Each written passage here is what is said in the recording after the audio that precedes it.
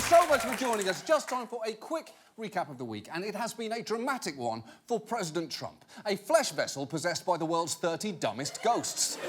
On Wednesday, an unnamed senior White House official wrote an op-ed in The Times claiming that Trump's actions are detrimental to the health of our republic. Trump immediately pushed back, tweeting, "Treason!"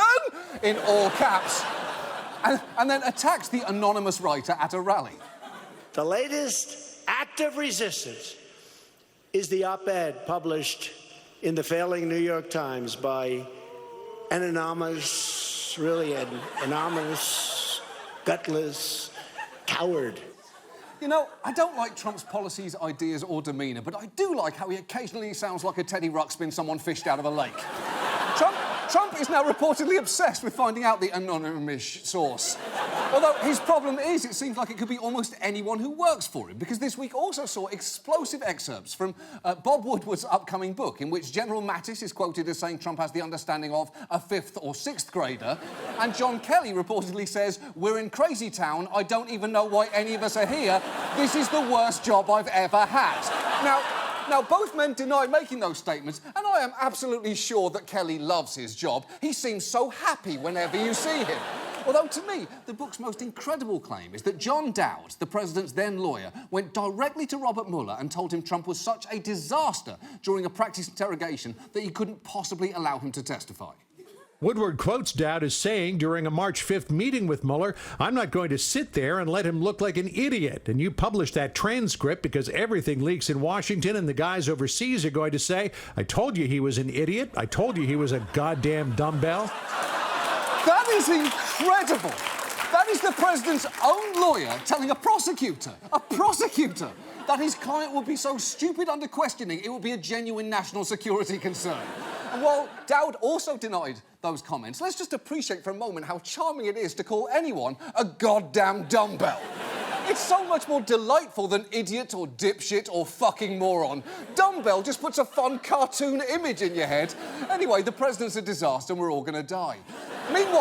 Meanwhile, the week was dominated by the confirmation hearings of controversial Supreme Court nominee Brett Kavanaugh. He's extremely conservative and widely seen as being a serious threat to, among many other things, abortion rights. The problem is, beyond a wildly improbable defection, Republicans have the votes to get him confirmed. And one sign of that is that while the Democrats' questioning was furious, Republicans didn't even seem to be trying to vet him. I do, however, have a very important question for you. You use a Sharpie, and it's not a fine-tipped Sharpie. It's a regular Sharpie that might smudge and make... Why do you prefer that pen? I'm just dying of curiosity. So I can see it. It's nothing scientific. That is a perfect mic drop moment. Is it? Is it, though? I don't think Senator Mike Lee knows what a mic drop moment is, unless he means a mic drop in the sense that Senator Mike Lee really dropped the charade that he gives a shit about doing his job, in which case, yes, total mic drop, Mike. You really dropped that one. Now, part of the concern here is that Kavanaugh could be on the court for decades because it's a lifetime appointment. And this might be a good time to ask why that is the case, because it's extremely unusual. A lot of other countries follow our Supreme Court's pattern of invalidating laws. None of them have life tenure. There is not a judge in the world, in any democracy, who sits on the highest court of their land and has life tenure. Exactly. Lifetime appointments to the highest court is one of those things that is uniquely American, like the Super Bowl, or drinking Budweiser, or tolerating Sean Penn. No one else understands why Americans do those things. And if you think about it, it is a little weird. For one thing, when the Constitution was written, life expectancy was much shorter and justices retired much younger. Now, they hang around for so long that whenever people talk about them, it's with a morbid overtone. I think if you're a Democrat, you are praying even more for Ruth Bader Ginsburg and her health. Ruth Bader Ginsburg is 83. Everybody is watching her, certainly. Presumably Ginsburg and Breyer will try to last throughout Trump's term, but, you know, 83 is 83. She's had a lot of health problems. Exactly. People are constantly speculating on TV about Ruth Bader Ginsburg's health. It may be why the new documentary about her prominently features her workout routine, which, depending on your perspective, either fills you with hope or makes you worry that she might be crushed by a goddamn dumbbell. Her personal trainer even wrote a book called The RBG Workout. And look, you might laugh at that idea, but I've actually tried it, and do I or do I not have the muscle tone of a bird-like elderly woman? Exactly, the programme works. And look, there are lots of proposals for how term limits could work. Under one, justices would serve 18-year terms, and they'd be spaced out so that each presidential term would be guaranteed 2 picks. That kind of makes sense. And interestingly, the arguments against it are pretty weak. Some claim this would politicise judicial appointments, a ship that I would argue has emphatically sailed at this point. Others argue that justices accrue wisdom with experience, and while that can be true, you also run the risk of them staying past the point that they can mentally do their job. And that has happened, as one former clerk explains. The term I clerked, which was the last term of Chief Justice Berger, I think 6 of the justices were in their 80s. And I will tell you, they were not all there. And it was not that the law clerks stepped in and we did what we wanted. We didn't, in a way that might have almost been better. What we did is we would extrapolate from their past opinions where we thought they would want to go. Now, just think about what he's saying there. Law clerks were reverse engineering decisions based on justices' past rulings. That is not good. You don't want hospital interns saying to a patient, listen, the doctor's a little out of it today, but the last time someone came in here, he amputated their arm, so let's just go with that, shall we? And look, some argue that this would just be too difficult, as it may require a constitutional amendment. But over 60% of voters favour term limits, including 2/3 of Democrats and 58% of Republicans. And I know that amending the Constitution is hard. It is supposed to be hard. But that doesn't mean that it can't be done. You know, a long time ago, everyone told a certain British author that a story about a dorky little boy with glasses going to wizard school would never work. But those people were wrong, because that British author's name was John fucking Oliver. That's right. That's right. The Adventures of Johnny Abracadabra, the pale wizard boy who likes to stay inside and read, is going to take the world by storm any minute now, once I've ironed out some legal issues we have.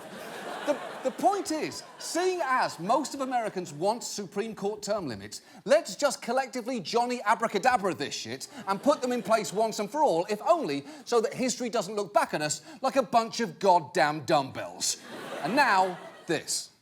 And now, a salute to summer festivals. The annual Florida-Bama Interstate Mullet Toss has returned. Thousands will be flocking to the weekend party, where you get a chance to throw a dead fish across the state line. It's day 3 of the Shrimp and Petroleum Festival in Morgan City. The Humongous Fungus Festival is back in Crystal Falls. I'm here at the 48th Annual Possum Fest with my friend Petey. 21st Annual Coffin Races. The 16th Annual Frozen Dead Guy Days. 44th Annual Cow Chip Festival. This is the annual Moon Amtrak Day. The annual Chitlin Strut. The annual Testicle Festival. The annual Roadkill Cook-Off. National Hollerin' Contest.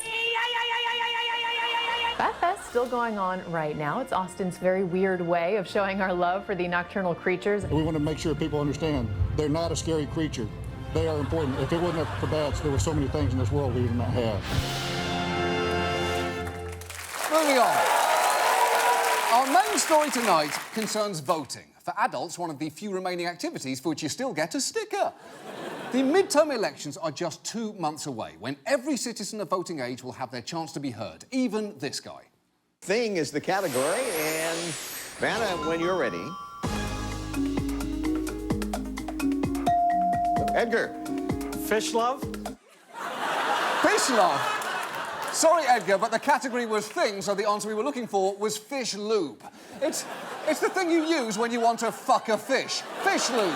Better luck next time, Edgar. But the fact is, while that fish fucker may be able to cast a vote, a surprisingly large amount of people are barred from doing so. It's estimated that more than 6 million Americans are barred from voting because of felony disenfranchisement laws. It's true. 6 million people are unable to vote because at some point in their life they committed a felony. That is a lot. For perspective, that's like if you took all the people who bought a copy of Robin Thicke's divorce opera Paula and then added almost 6 million more people. And look, if any of you are thinking at this point, well, who really gives a shit if convicted felons can't vote? You frankly wouldn't be alone. If they've committed crimes, are they the best people to judge some of these laws that are to be passed? Would we rather live in a society where there are no consequences for our actions? I just think that they've done something wrong, so I don't really think they should be allowed to be voting in our president and stuff like that. Oh, you don't, do you? You think if someone makes a mistake, it should follow them for the rest of their life, whether they were convicted of marijuana possession or went to brunch dressed like a TJ Maxx Janis Joplin. I get it. But look, the fact here is, many lawmakers actually agree with her. Here is Mitch McConnell arguing that keeping felons from voting is a public safety issue. We're talking about rapists, murderers, robbers, and even terrorists or spies. Do we want to see convicted terrorists who seek to destroy this country voting in elections? OK, first, terrorists are not voting, are they? They're all about making giant, violent points that get everyone's attention, not lining up in a public school gymnasium to write in ISIS for the school board. And second, the most recent analysis found only 18% of felony convictions were for violent crimes of any sort, meaning the vast majority were for non-violent offences like property or drug crimes. And for those who have served their sentence but are still unable to vote, this situation is understandably frustrating. At what point do we break the cycle? At what point are we able to say, hey, you know what? I am a citizen enough. You want me to work, you want me to pay taxes, you want me to make sure I take care of my family, but yet I can't vote. So am I a citizen or am I not a citizen? Yeah, he's got a point, because that man is suffering taxation without representation. And historically, that's been a bit of a sticking point for America. I'm pretty sure I learned about that in school. Something about the American savages threw tea into the water without even having the common decency to add a splash of milk. So tonight, let's look at felony disenfranchisement, and one state in particular, because these 6 million disenfranchised voters are not evenly distributed around the country. In most states, people with felony convictions automatically regain their voting rights at some point, but there are a few where they do not. And the worst state of all concerning this, and arguably everything else, is Florida.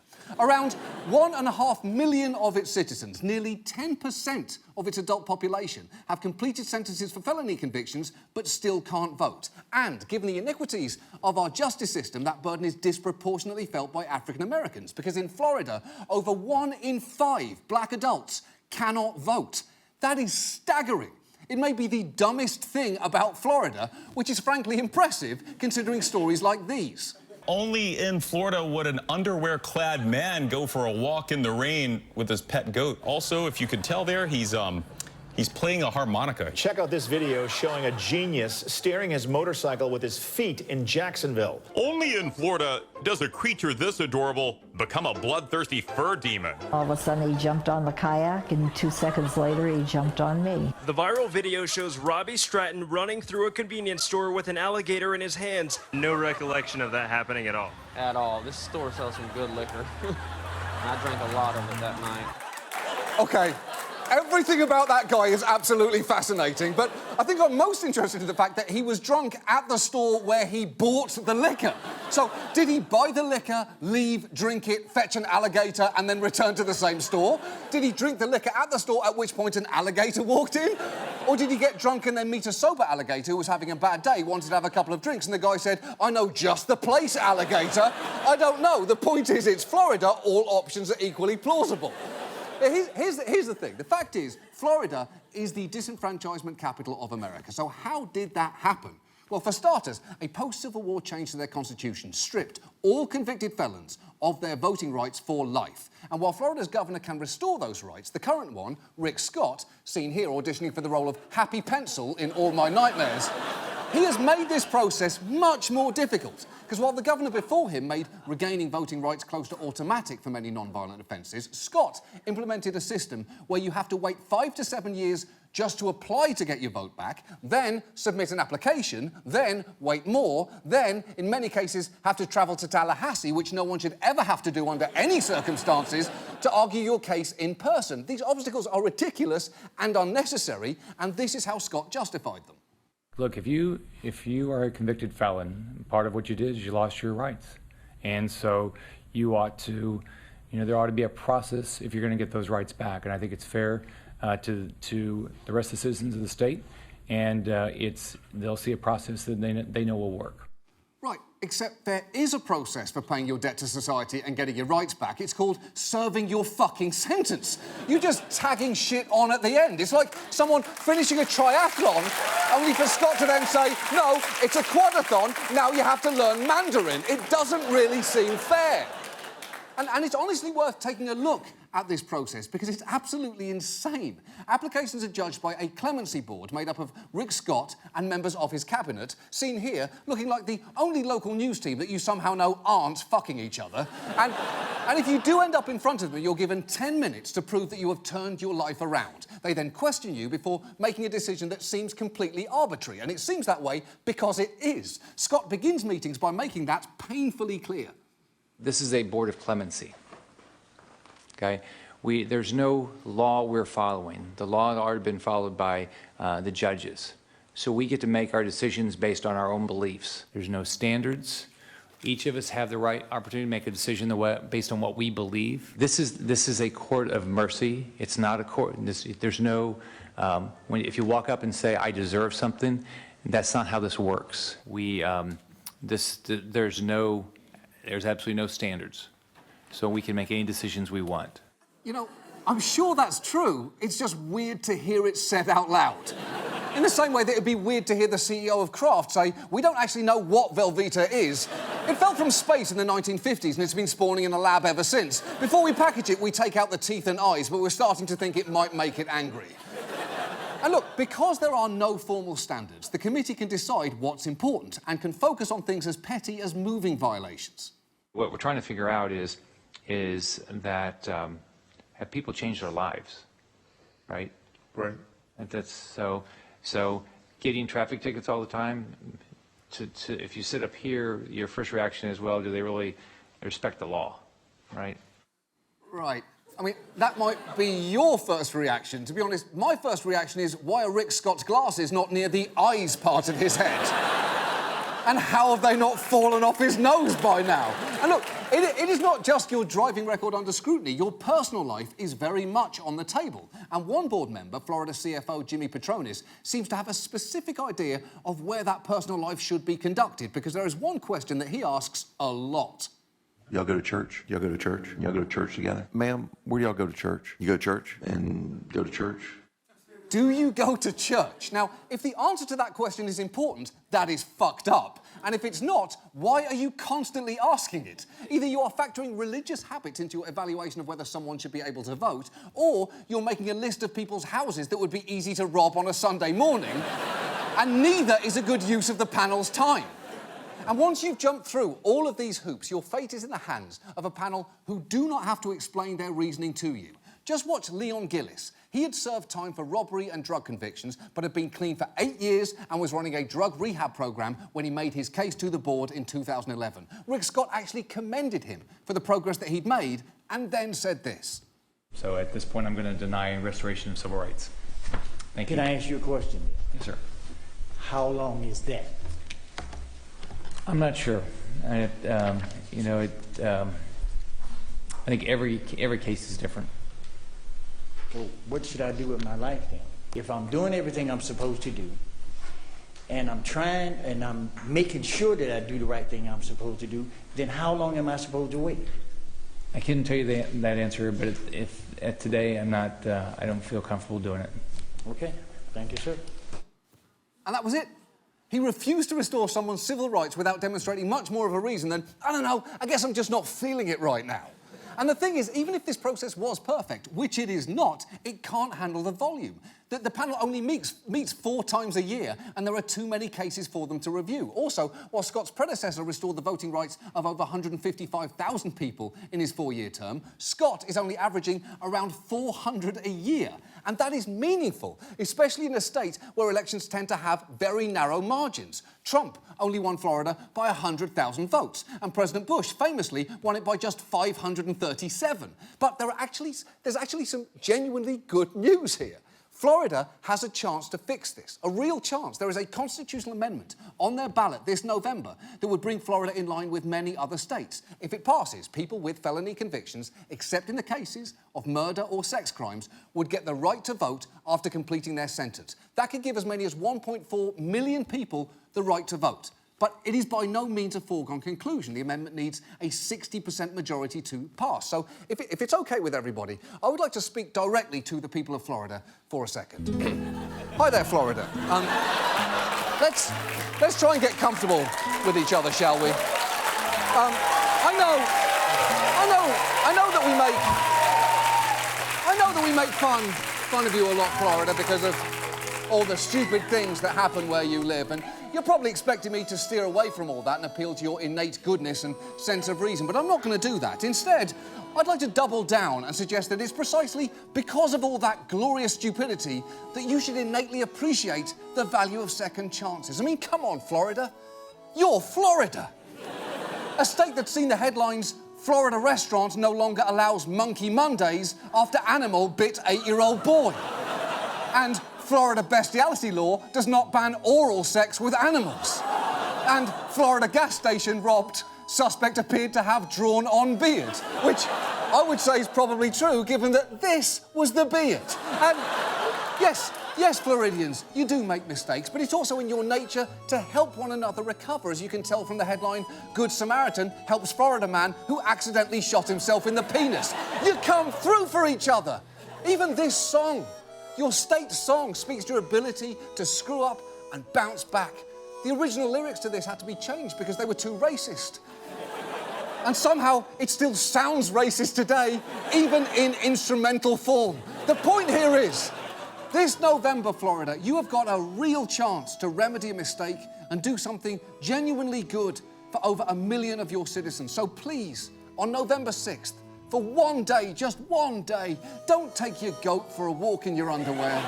Stay away from any bitey otters, draw a fake beard on yourself, and go cast a vote on behalf of all your fellow Floridians who are unable to. Please do it. Cheers, Florida. Cheers.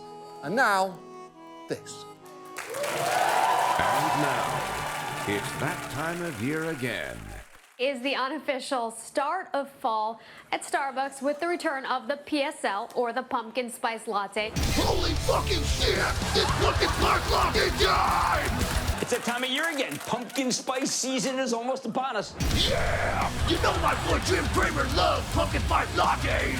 But here's the question, dude. Why do we love pumpkin spice products so much? Fuck you, Dr. Oz! Real doctors know it's because pumpkin spice lattes are delicious!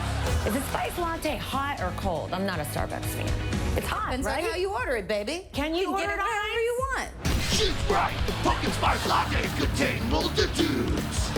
But I think that when you hear pumpkin spice coming back, you have to believe the summer is almost over.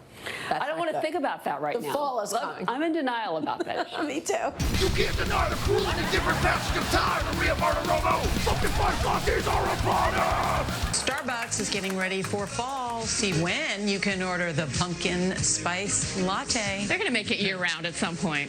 No. It's got to. Wait till they make it intravenous. Hell yeah! Slam a pumpkin spice latte into my face!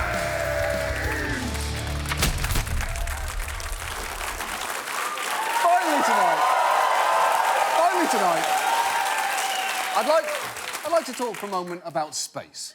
Basically, a few points of interest separated by a terrifying expanse of frozen nothingness. Think of it like North Dakota, but significantly blacker. Last week, the International Space Station had a bit of a scare. We're learning that the International Space Station apparently has sprung a leak. Mission Control noticed pressure on board the station started dropping slowly. They alerted astronauts on board who found a tiny hole the size of a dime. The solution? What else? High-tech duct tape. What else? I don't know. I was hoping lots of other things. Your first answer to what should we use to fix the hole in the space station shouldn't be the same stuff that I would use to fix a broken leg on a cat. Although seeing as my first answer to how should you fix a cat was that, I may not be the one you want to turn to for engineering questions. Look, this is clearly extremely frightening, and experts initially believed that the hole was caused by a micrometeorite strike. But this week, the story took a dramatic turn. The hole found in the International Space Station may have been an inside job. Experts warning a homesick astronaut could have deliberately drilled a hole in the satellite, forcing everyone to return to Earth early. Holy shit! Well, look, if you were wondering what sits at the centre of the Venn diagram of wild speculation on Fox News and topics of Elton John songs, we found it, and it's homesick astronaut. But the thing is, they're actually only slightly exaggerating there, because Russia's space agency did announce that the hole appeared to be drilled by what they described as a human hand and didn't rule out deliberate interference in space. And obviously, that is an explosive allegation, because the implication is that one of these 6 astronauts, professionals at the very top of their field, may have drilled the hole on purpose. That is a space crime. And that kind of speculation isn't just irresponsible, it's clearly incredibly fun. Because what the situation right now is that we have a space whodunit on our hands. So, let me introduce you to Last Week Tonight SVU, that's Spaceship Ventilation, unexpected. Come with me right now, please, because we are going to get to the bottom, right here and right now, of who is responsible for this space hole. So, which one of these astronauts could it be? Was it Drew Feustel, mission commander? Was it Alexander Gerst? His hobbies apparently include skydiving. Was he looking for the ultimate fall? Was it Sergei Prokopiev? His bio on the ISS website is all in Russian, so I don't know anything about him. That is immediately suspicious to me. Or could it be his fellow cosmonaut, Oleg Artemyev? Did he snap after being constantly teased for his obsession with horizontally striped shirts? Throw a vertical shirt in there, Oleg, you look like a space mime. Was it former flight surgeon Serena Ornon Chancellor? Or was it our final suspect, Ricky Arnold? Now, I'm not saying he's guilty. What I am saying is, if you trust a grown man named Ricky, you're a fucking idiot. So these are all of our options. Or are they? Because it turns out there are more than just people on board. Also on board the capsule are genetically identical brown mice for a study of their gut bacteria. It's true. It turns out there are also 20 mice on the space station, or rather, there were 20, because apparently 10 of them have already been dissected in an experiment, giving the remaining mice the perfect motive to engage in space sabotage. So, and this is true, we actually contacted NASA and asked if they could provide us with photos and names of the mice. They told us, and I quote, "We do not name the mice and don't have photos of them." Sounds like a dodge to me, so we made our own. What I'm asking you is, who was it? Was it Fuzz Aldrin, Neil Tailstrong, Rodent Polanski, Mice Dallas Howard, Mouse von Bülow, Chairman Mouse, Isabella Rossachisi, John Leguizamo Mouse, Forrest Whisker, or was it Dave? Who can say? Who can say? We tried getting more information out of NASA. We actually asked them if any of the mice were going through any sort of personal trauma, like a bankruptcy or divorce. They told us, and again, I quote, "An attending veterinarian monitors the mice through all phases of flight," which is not what we asked them, is it? At this point, we were understandably suspicious, so we asked them, "Are you a human or are you a mouse working with the space mice from the inside?" To which NASA replied, again, I swear this is true, "I am, in fact, a human," which is exactly what a space mouse would say. We're clearly onto something here, and I'm inviting all of you at home to help solve which of these mice is responsible for the space hole. In fact, we will be devoting the entire 30 minutes of next week's show to this story. And know this, if I'm not here next Sunday night, the only reason is because the mice got to me. That is our show. Thank you so much for watching. Good night. Find the mice. Find the mice.